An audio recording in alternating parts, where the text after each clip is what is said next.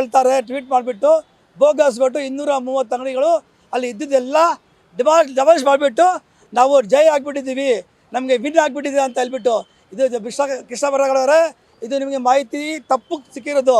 ಇದು ನಮ್ಮದು ಮೋಸ ಇಲ್ಲ, ಇದು ನಮಗೆ ಮಾಡಿರೋದು ಮೋಸ. ನೀವು ನಮ್ಮ ಹತ್ರ ದಾಖಲೆ ಐತೆ, ಡಾಕ್ಯುಮೆಂಟ್ ನೋಡಿ, ಇದು ಎಂಡಾಸ್ಮೆಂಟು, ಲೈಸೆನ್ಸು, ಬಾಡಿಗೆ ಕಟ್ಟಿರೋ ರಸೀದು, ಮತ್ತು ಏನಕ್ಕೆ ಕೊಟ್ಟರು ನೀವು ರಸೀದು, ಲೈಸೆನ್ಸ್ ಏನಕ್ಕೆ ಕೊಟ್ಟರು ಬೋಗಸ್ ಅಂತ ಹೇಳ್ಬಿಟ್ಟು ಪ್ರೂವ್ ಮಾಡಿ. ನೀವು ನಮಗೆ ಕರೀರಿ, ನಾವು ಮುಂದೆ ಬರ್ತೀವಿ, ಮುಂದೆ ಏಕೈಕ ಬಂದ್ಬಿಟ್ಟು ನಾವು ಕೂತ್ಕೊಂಡು ಮಾತಾಡ್ತೀವಿ, ನಾವು ತೋರಿಸ್ತೀವಿ. ಆಮೇಲೆ ನೀವು ನೋಡ್ಕೊಳ್ಳೋ ಮೇಲೆ ಹೇಳಿ ಇದು ಬೋಗಸ್ಸಾ ಇಲ್ಲ ಇದು ಒರಿಜಿನಲ್ ಅಂತ. ಇಲ್ಲ ಬೋಗಸ್ ಇರ್ತಾಯಿದ್ರೆ ಸುಪ್ರೀಂ ಕೋರ್ಟ್ನಲ್ಲಿ ಆದೇಶ ಬರ್ತಾ ಇತ್ತ ನಮ್ಮ ಪರವಾಗಿ? ನೀವು ಹೇಳಿ ಸ್ವಾಮಿ, ನೀವೊಂದು ಎಜುಕೇಟೆಡ್ ಪರ್ಸನ್ನು, ಅಮೇರಿಕಾಯಿಂದ ಓದಿ ಬಂದಿದ್ದೀರಾ, ನೀವು ನಮಗಿಂತ ಜಾಸ್ತಿ ಓದಿದ್ದೀರಾ, ನೀವು ನಮಗಿಂತ ಹೈಯರ್ ಅಥಾರಿಟೀಸ್ ಗೊತ್ತು ನಿಮಗೆ. ಅದಕ್ಕೆ ನಿಮಗೆ DK ಶಿವಕುಮಾರ್ ಕ್ಯಾಬಿನೆಟಲ್ಲಿ ನಿಮಗೆ ಬೆಂಗಳೂರು ಅರ್ಬನ್ ಮಿನಿಸ್ಟರ್ ಅಂತ ಮಾಡೋರೆ, ನಿಮಗೆ ಡೆವಲಪ್ ಮಾಡ್ತಾಯಿದ್ದೀರಾ, ಡೆವಲಪ್ ಮಾಡಿರಿ, ನಮಗೆ ಖುಷಿನೇ ಇಲ್ಲ ಅಂತ ಇಲ್ಲ. ಆದರೆ ಬಡವರು ಹೊಟ್ಟೆ ಮೇಲೆ ಬರೆದ್ಬಿಟ್ಟು ಶ್ರೀಮಂತರಿಗೆ ಬಂದುಬಿಟ್ಟು ಇನ್ನೂ ಶ್ರೀಮಂತರು ಮಾಡೋಕ್ಕೆ ಅವಕಾಶ ಪಡ್ಕೊಳ್ಬೇಡಿ. ಇದು ನಿಮಗೆ ನೇರವಾಗಿ ಹೇಳ್ತಾ ಇದ್ದೀನಿ. ಅಟ್ಲೀಸ್ಟ್ ನಮಗೆ ನೇರವಾಗಿ ಕರೆದ್ಬಿಟ್ಟು ನೀವು, ನಾನು ಈ ಅಂಗಡಿಗಳಿಗೆ ಪ್ರೆಸಿಡೆಂಟ್ ಅನ್ನೋ ಇವಾಗ ನನ್ನ ಹೆಸರು ಮೊಹಮ್ಮದ್ ರಫೀಕ್ ಎಸ್ ಅಂತ, ನನ್ನ ನಂಬರು ಹೇಳ್ತೀನಿ 9845368648. ಕೃಷ್ಣ ಬೈರೇಗೌಡ ಅವರೇ, ಇದು ನೀವು ಕ್ಲಿಪ್ ನೋಡ್ತಾ ಇದ್ರಿ, ನೀವು ಈ ಮಾಧ್ಯಮ ಮೂಲಕ ನಾನು ತಿಳಿಸ್ತಾ ಇದ್ದೀನಿ. ಕರೀರಿ, ನಾನು 5-6 ಜನ ನಮ್ಮ ಯಾರು ಇದಕ್ಕೆ ಸಂಬಂಧಪಟ್ಟಿರೋ ಲೀಡರ್ಗಳಿದ್ದಾರೆ, ಕರ್ಕೊಂಡು ಬಂದು ಮುಂದೆ ಕೂತ್ಕೊಂಡು ನೀವು ಬಗೆಹರಿಸ್ರಿ. ಆವಾಗ ನೀವು ಹೇಳಿ ಫೇಕ್ ಅಂತ ನಾವು ಒಪ್ಕೊಳ್ತೀವಿ. ಯಾಕೆ ಸ್ವಾಮಿ ನಮ್ಮ ಮುಂದೆ ನಮಗೆ ಹೊಟ್ಟೆ ಉರಿಸ್ತೀರಾ ನೀವು?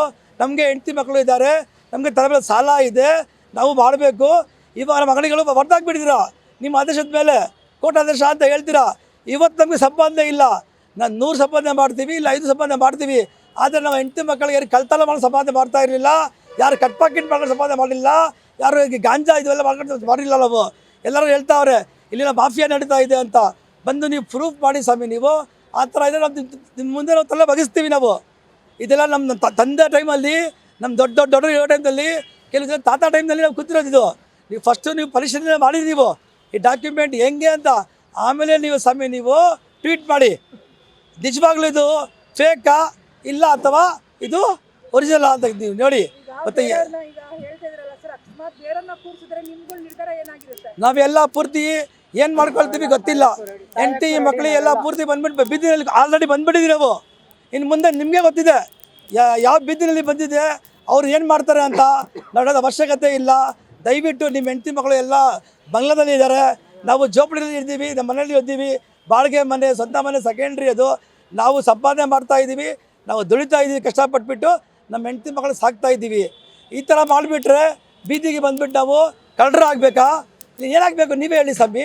ಕೆಲಸ ಸಿಕ್ಕಲ್ಲ, ರೋಡ್ನಲ್ಲಿ ಕೂತ್ಕೊಂಡು ಭಿಕ್ಷೆ ಕೇಳೋಕ್ಕಾಗಲ್ಲ. ಏನಾಗ್ತದೆ ಭಿಕ್ಷೆ ಆಗ್ತಾರ? ಕೈಕಾಲು ಚೆನ್ನಾಗಿದೆ, ದುಡಿಮೆ ಮಾಡಿಬಿಟ್ಟು ಸಂಪಾದನೆ ಮಾಡಿಬಿಟ್ಟು ಕೆಲಸ ಮಾಡಿಬಿಟ್ಟು ಕೊಡಪ್ಪ ಅಂತ. ಈ ವಯಸ್ಸಲ್ಲಿ ನಮ್ಗೆ ಯಾರು ಕೆಲಸ ಕೊಡ್ತಾರೆ?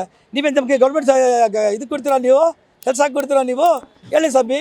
ಅದಕ್ಕೆ ಪರಿಹಾರ ತೆಗೀರಿ. ನೀವು ನಮ್ಮ ಮಗಳು ಎತ್ತಿದ್ರಲ್ಲ, ಈ ಜಾಗ ನೀವು ಉಪಯೋಗಿಸ್ತಾ ಇಲ್ವಲ್ಲ, ಗೌರ್ಮೆಂಟ್ ಜಾಗ ಬೇಕಲ್ಲ, ಬೇರೆಯವ್ರಿಗೆ ಮಾತ್ರ ಕೊಡಬಾರ್ದು. ನಾವು ಪ್ರಾಣ ಕೊಡೋಕ್ಕೆ ಸಿದ್ಧ ಇದ್ದೀವಿ. ಈ ಜಾಗ ನಾವು ಪ್ರಾಣ ಕೊಡೋಕ್ಕೆ ಸಿದ್ಧ ಇದ್ದೀವಿ, ಇಲ್ಲೇ ಸತ್ತೋಗ್ಬಿಡ್ತೀವಿ ನಾವು. ಕೃಷ್ಣ ಬೈರೇಗೌಡರೇ, ಇದಕ್ಕೆಲ್ಲ ನಾವೆಲ್ಲ ಪೂರ್ತಿ ನಿಮ್ಮ ಮಾಧ್ಯಮ ಮೂಲಕ ನಾವು ತಿಳಿಸ್ತಾ ಇದ್ದೀವಿ. ಇದ್ರ ಬಗ್ಗೆ ನೀವು ಯೋಚನೆ ಮಾಡಿ, ಕರೀರಿ, ಪರಿಶೀಲನೆ ಮಾಡಿ, ನೀವು ಕೋರ್ಟ್ಗೆ ಮಾಡಿ, ಏನೇನು ಇಲ್ಲಿ ಕಡಿತ ಕರೀರಿ, ಎಲ್ಲರ ಮುಂದೆ ಬರೋಕ್ಕೆ ರೆಡಿ ಇದ್ದೀವಿ.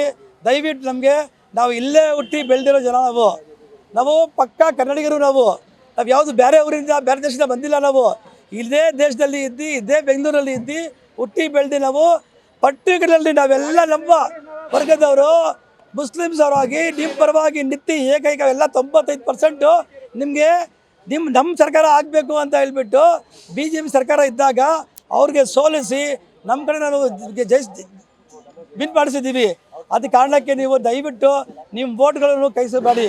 ಇಲ್ಲ ಅಂದರೆ ಬರೋ ದಿನಗಳಲ್ಲಿ ನಾವು ನೇರವಾಗಿ ನಾವು ಹೇಳ್ತಾ ಇದ್ದೀವಿ, ಕಾಂಗ್ರೆಸ್ ಎಲ್ಲ ಬಿಟ್ಬಿಟ್ಟು ನಾವು BJP ಸಪೋರ್ಟ್ ಮಾಡ್ತೀವಿ, BJPಗೆ ವಿನ್ ಮಾಡಿಸ್ತೀವಿ.